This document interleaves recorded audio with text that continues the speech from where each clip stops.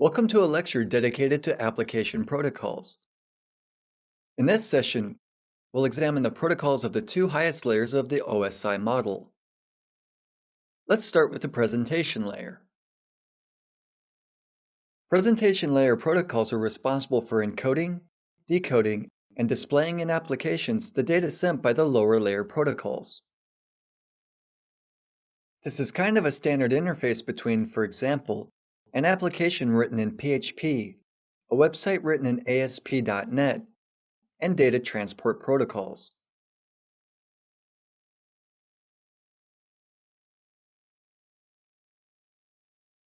The implementation of presentation layer protocols is crucial for the safety of the entire network application.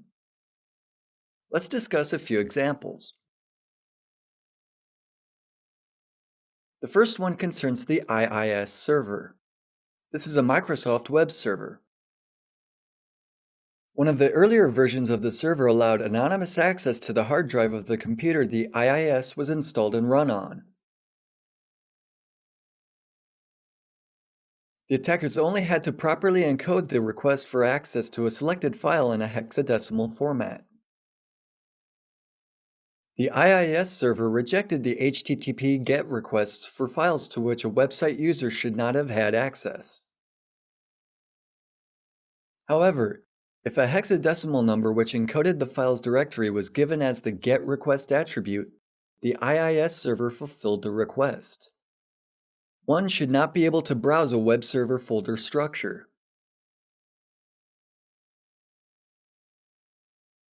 To prevent this, the IIS server checked if anyone used a combination of characters // If someone tried to use this combination, the request was blocked.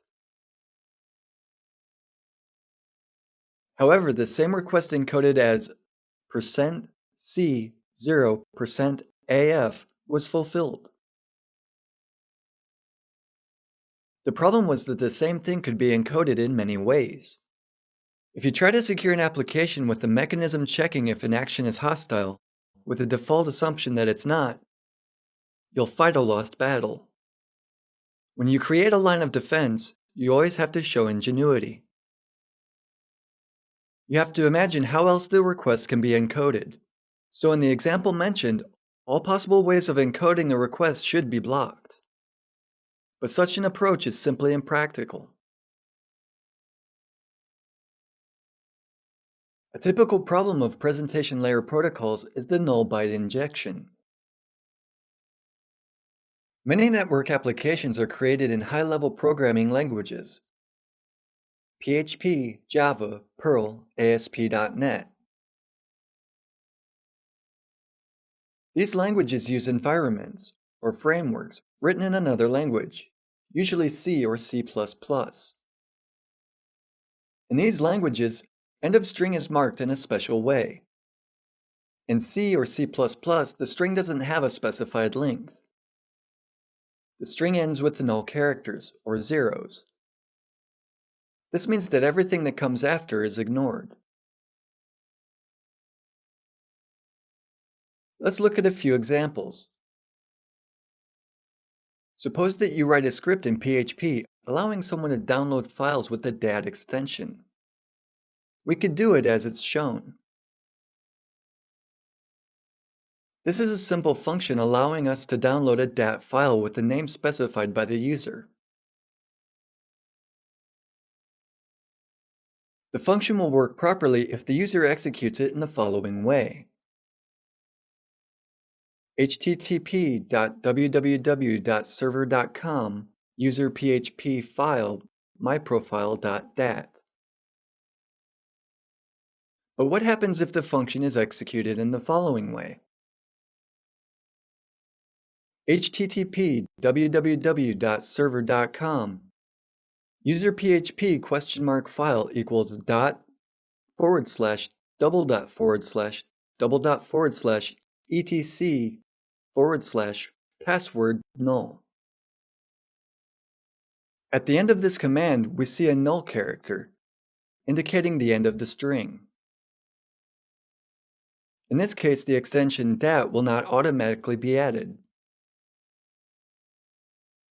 The problem with translating expressions between different platforms and different ways of encoding means that a function can be executed differently than its creator had intended. This is a simple and universal example. It doesn't apply to PHP only.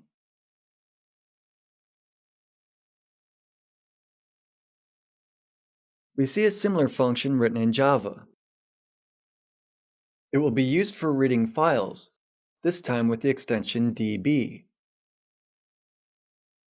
This time too, the correct request, namely server.com/mypage.jsp?fn equals report.db, can be replaced by the following. server.com/mypage.jsp?fn equals serverlogs.null.db.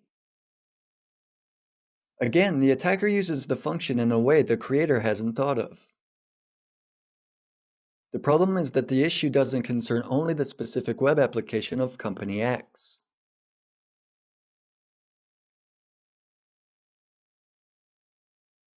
This is the issue of the environment or the language in which these applications are created. This is a very common problem. That's why many applications are susceptible to null byte injection attacks.